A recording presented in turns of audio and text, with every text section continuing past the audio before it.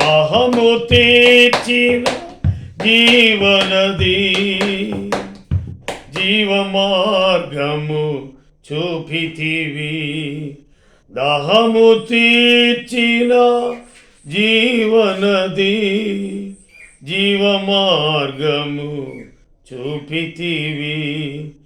కరుణా సాగర యేసయ్యా, కను పాపగా నన్ను కాచితివి. ఉన్నతమైన ప్రేమతో మనస్సున మహిమగా నిలిచితివి. కరుణా సాగర యేసయ్యా, యోగ్యత లేని పాత్రను నేను, శాశ్వత ప్రేమతో నింపితివి. ఒదిగితివి నీ కౌగిలిలో, ఓదార్చితివి వాక్యముతో. ఒదిగితివి నీ కౌగిలిలో, ఓదార్చితివి వాక్యముతో. ప్రేమ కలిగిన మా ప్రియమైన పరలోకమందున తండ్రి, ఈ ఉదయకాలం పగలు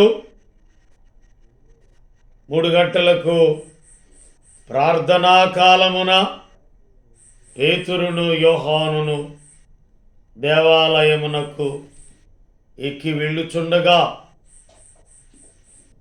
అద్భుతం, ఆశ్చర్యం అనేకులకు తెలియపరచాలని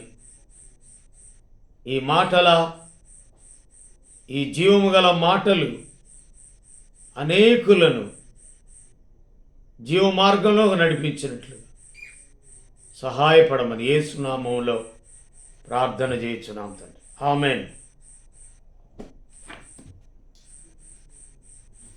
దేవునికి స్తోత్రము కలుగునుగాక. ఈ ఉదయకాలం అపోస్తలుల కార్యముల గ్రంథం 3వ అధ్యాయం 1వ వచనం. పగలు 3 గంటలకు ప్రార్థనా కాలమున పేతురును యోహానును దేవాలయమునకు ఎక్కి వెళ్ళుచుండగా, ప్రార్థనా కాలమున అంటే ఎడతెగని ప్రార్థన అని 42వ వచనం 2వ అధ్యాయం అపోస్తలుల కార్యముల గ్రంథం 42. వీరు అపోస్తలుల బోధ యందును సహవాసమందును రొట్టె విరుచుట యందును ప్రార్థన చేయుట యందును ఎడతెగక ఉండిరి. ప్రార్థనా కాలమున ఎడతెగక ప్రార్థించేటటువంటి పేతురు, యోహాను నిత్యము దేవాలయమునకు ప్రార్థన చేయటానికి ఎక్కి వెళ్ళుచుండగా, ఈ ఉదయకాలం మరి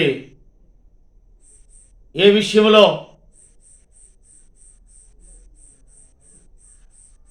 మరి ఆశ కలిగి ఉన్నారు? ఆశ కలిగిన ప్రాణమును దేవుడు తృప్తిపరచగల దేవుడు, అద్భుతాలు చేయగలిగిన దేవుడు, ఆశ్చర్యకరుడు. పగలు 3 గంటలకు అంటే 3 గంటలకు తన ప్రాణము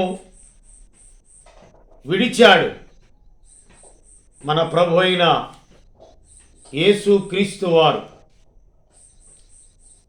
ఆ 3 గంటల వేళ ప్రార్థన చేయటానికి ప్రతినిత్యము దేవాలయమునకు ఎక్కి వెళ్ళుచూ ఉన్నారు. ఎక్కలేనంత ఎత్తైన కొండపై ఎక్కించుము నన్ను నా యేసయ్యా, పరిపూర్ణమైన నీ దైవత్వమంతా పరిశుద్ధతకే శుభానవాలు. ఆశ్చర్యకరమైన నీ ఆలోచనలు ఆత్మీయతకే స్థిరపునాదులు. నా ప్రార్థనలన్నీ ఆలకించినావు, నా స్తుతి హోమములన్నీ నీకే అర్పింతును.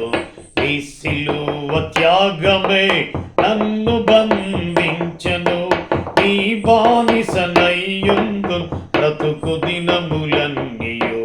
నీ సిలువ త్యాగమే నన్ను బంధించెను, నీ బానిసనయ్యుందు బ్రతుకు దినములన్నీయు. నా ప్రార్థనలన్నీ ఆలకించినావు, నా స్తుతి హోమములన్నీ నీకే అర్పించును.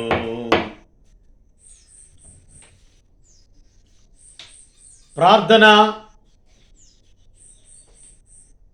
కాలమున ఈ అంచె దినములలో, ఈ అపాయకరమైన కాలములలో ప్రార్థన దేవునికి చేయాలి.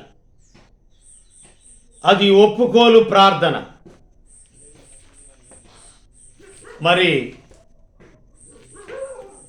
రాజుల గ్రంథం 20వ అధ్యాయం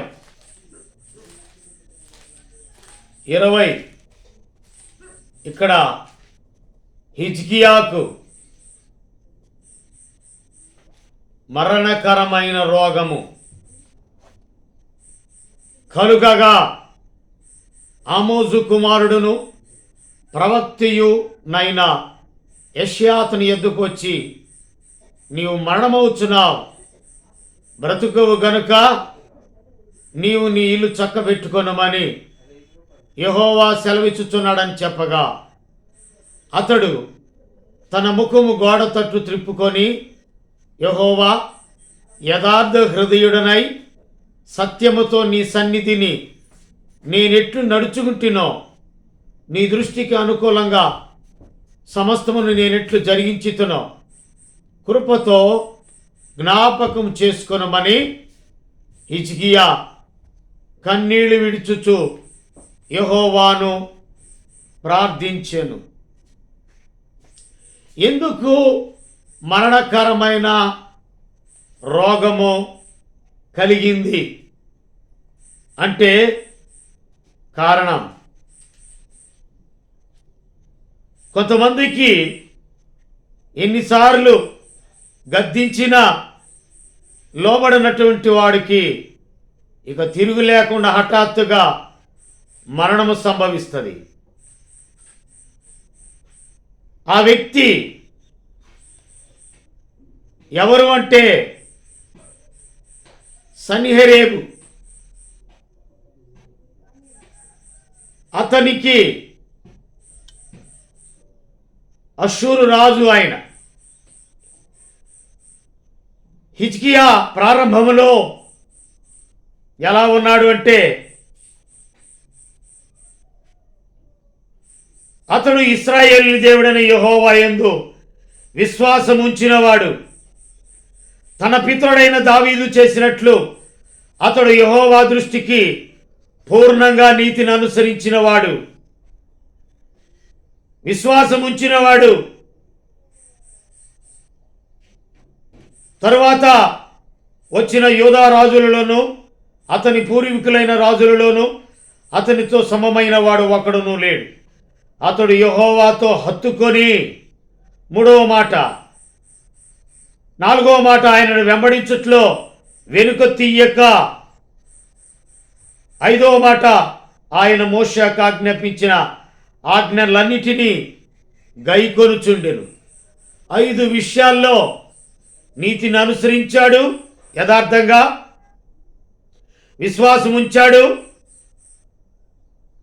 యెహోవాను హత్తుకున్నాడు, ఆయన వెంబడించుట్లో వెనుక తీయలేదు, ఆయన వెంటే ఉన్నాడు.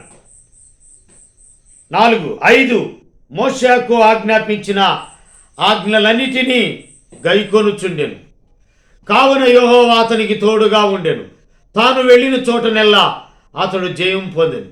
అతడు అష్షూరు రాజునకు సేవ చేయకుండా అతని మీద తిరుగుబడెను.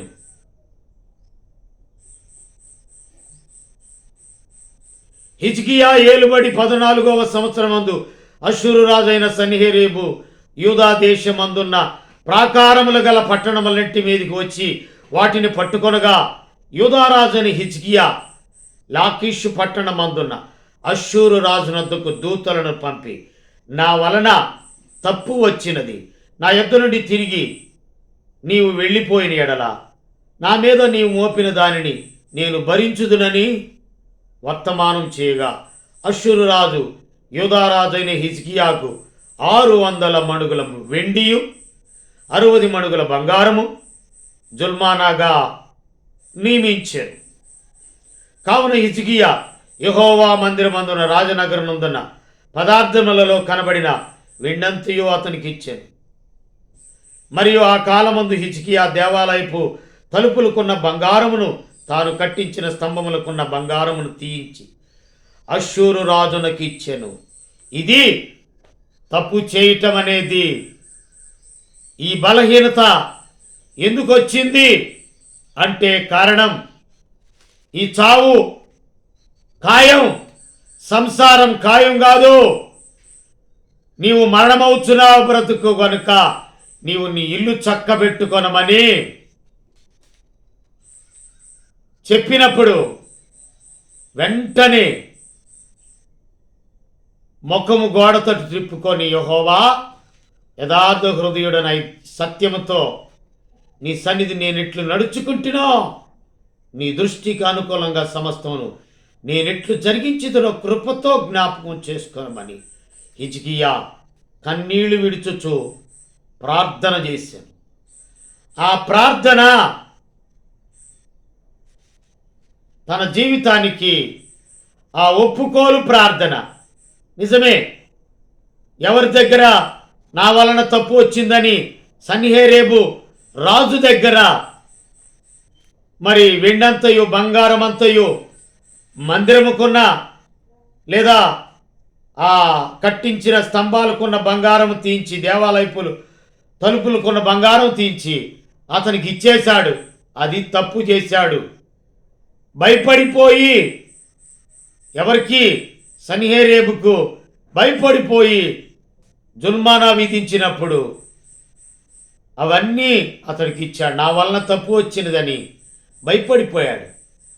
వెంటనే దేవుని ఉగ్రత హిజ్కియా మీనికి వచ్చింది. యెషయా ప్రవచిస్తున్నాడు, నువ్వు బ్రతకో గనుక నీ ఇల్లు చక్కబెట్టుకొనుము.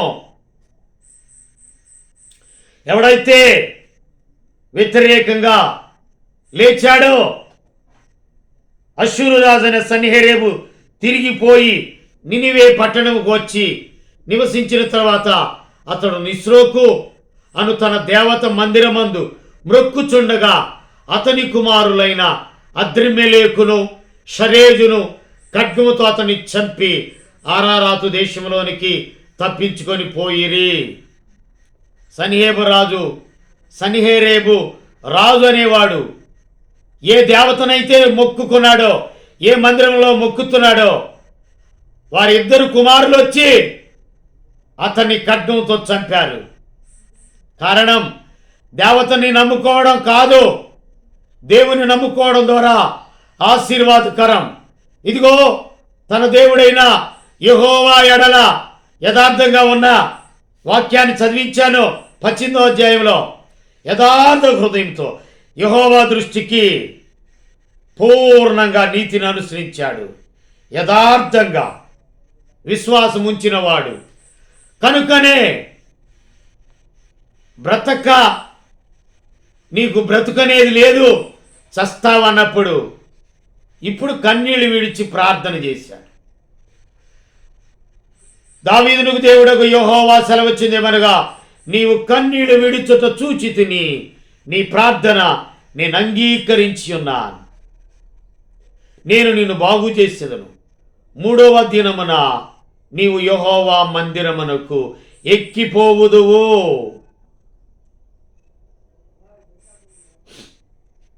తాను సెలవిచ్చిన మాట యెహోవా నెరవేర్చునట్టుకు ఆయన దయచేసిన సూచన ఏదనగా, నీడ 10 మెట్లు ముందుకు నడిచిన కదా, అది 10 మెట్లు వెనుకకు నడిచిన ఎడల అవునా?